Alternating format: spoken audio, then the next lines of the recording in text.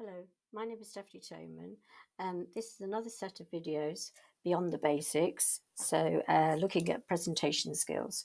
If you're not a beginner, these might be helpful. Some of the areas that it's covering. This one that's covering today is preparation. So, considerations when you're designing and planning your presentations. And for example, you can see this one here. There's quite a number of things that you need to think about. But we don't always do that when we're thinking about putting a presentation out to an audience, thinking about what level of knowledge they have, what age they are, the occupation, cultural background issues, etc. So lots of things on that, but also about how to design and make your presentation customized to how you want it to look. So working with the color schemes and things like that. As you can see here, background colors and effects, so you can make your presentation particularly customized to what you need.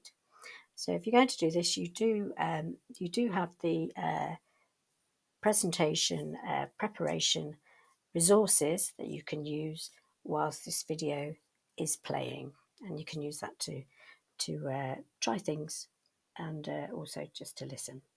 Thank you. Okay, so to begin with, design considerations.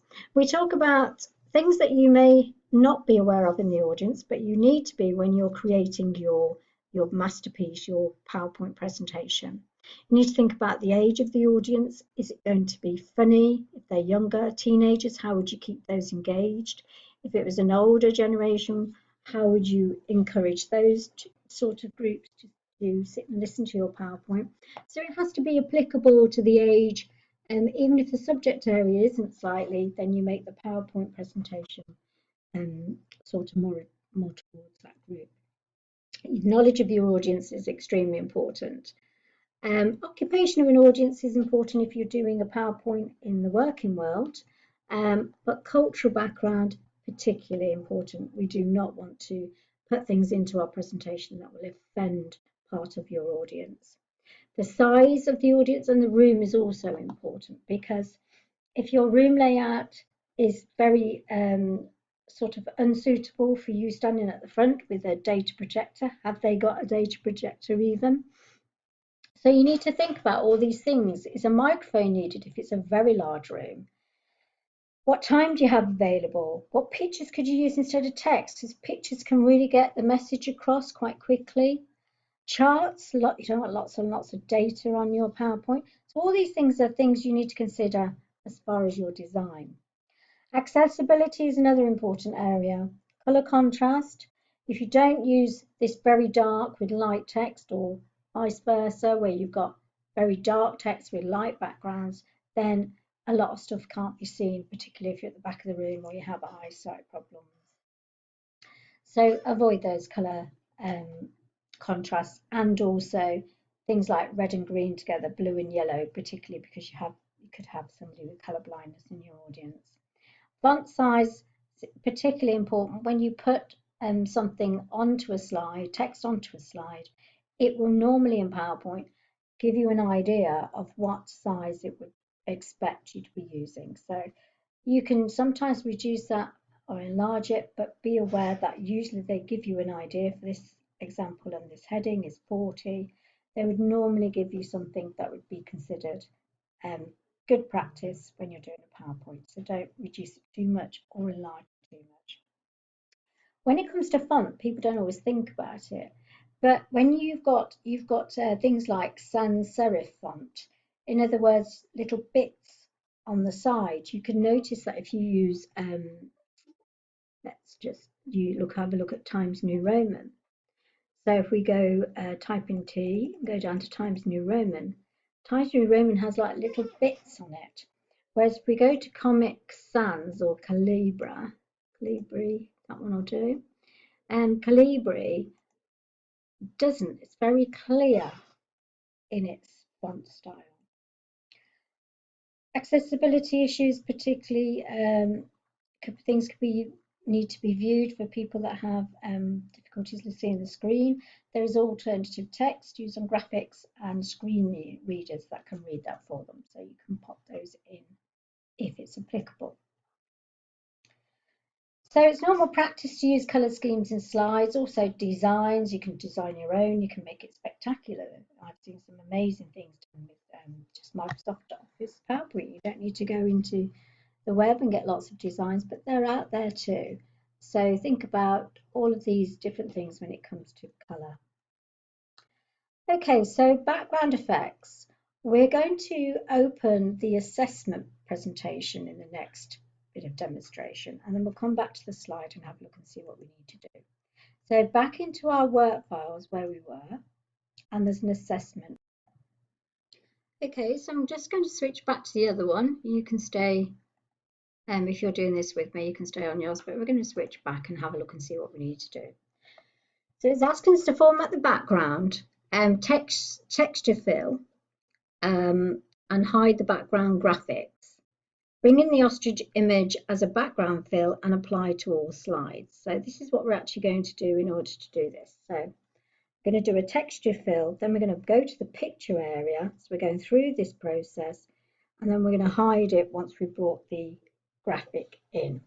Okay, so into the training, and I'm going to right click, make sure I'm not in a placeholder. Notice if I right click in these, I won't get what I'm after. So I need to make sure I'm in a background. You can see the difference there. When you right click away from a placeholder, you will get the format background. You can also get the format background in the design tab. So in the design tab, it's the same feature there. So we're going to do a background. So I'm going to do it on a right click again, format background. I'm going to, it said about going into picture or texture fill. That opens up the option to bring in a picture. So we're going to go and pick up the ostrich picture from our work files on the desktop. Hopefully you've got yours on the desktop as well. Into the folder lecture materials, week 2, section 1, preparation. There's our work files and there's our ostrich. Now, notice the ostrich hasn't come on there. If we apply it to all, it's down here, then it does come in as a background. Whoa, what a background. Okay, obviously we would have to do something about that in the real world. But what this is demonstrating is, because this is a design that's taken over, you can see this is the design we're using, Metropolitan. If we don't hide this graphic, this is a graphic here on the first page, then you won't see any background. So in order to do that, if you click on the first slide and make sure it's selected and hide the graphic background here, you can see what happens. So sometimes in the exam, you may have graphics on every slide and they don't want it on the first one, so therefore it's hidden, but also it might be that they want you to take it off so that something else will override it. So remember, the hide background graphic is in the format background area.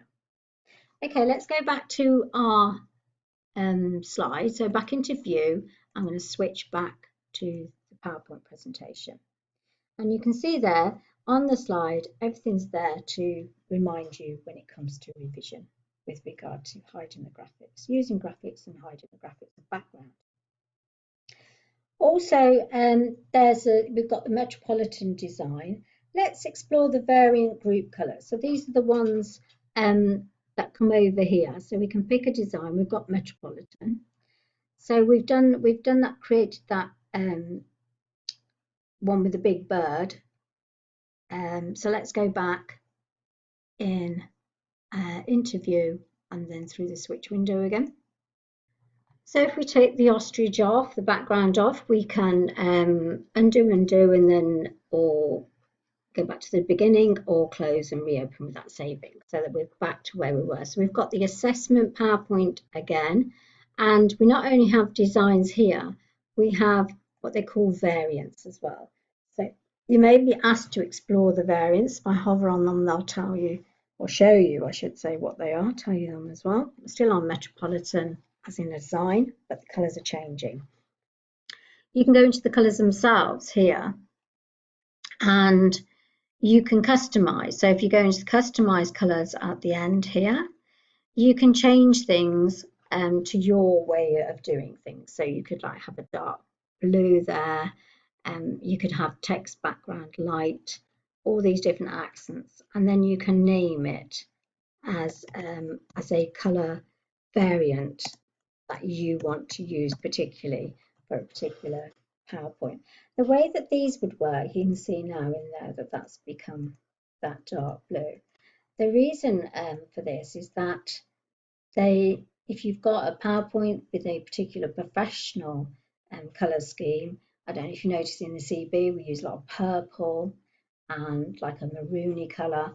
So you can have these colour schemes brought into your PowerPoint, particularly if they're work related. Okay, so we're going to switch back to our PowerPoint so we know what we're doing and how we're going about it. So we could save that as Big Bird. But we can also, just that little bit more, just look at the way that we can use textures, we can use patterns. We've already used a picture, so let's go back over that again. So on a format background, remember if you right click, you've got gradients, so you've got different gradients with regard to this. These can be also changed, so you can click on a gradient stop and you can make that one more white. And you could click on that gradient stop and you could bring in a darker blue. And then you could have a preset. You could take the design off, go back to what you'd call no design taking over, back to, and you can see how that has now affected it. And then you can change these to make a difference as well. You could even bring something into that first one, and you could make the colour a lighter blue, and you can see how that has an effect on your PowerPoint. Whoa. But obviously the presets here will also make a difference on how that goes. So you could make that white again, and you could see how that has a different effect. So you've got gradients, you've got pictures as we saw. We brought in a picture, we brought in the ostrich. There's also a building, background building, which you could apply to all, and then you would probably never see anything with that picture. But with that picture as well, you can change the transparency. So you can make it more and more transparent, which would make sense using this feature here. Texture came on when we didn't use a picture, so let's undo till we get rid of the picture. And you can see the texture came up there automatically. There are the textures. You can apply a texture, you can keep it on the one you've selected, or you can apply to all. And then you've got patterns. So people don't always realise the patterns are here. Whoa! And you can see how they could work quite well or be quite difficult, depending on what you're doing. Okay, so we've done a big overview of design considerations and those background effects. And we've looked at how we bring in background pictures, background texture. Variants can change when you use a design, a set design. You can change the colours used within it, the colour schemes, and you can actually do some of your own, so customizing them. So remember,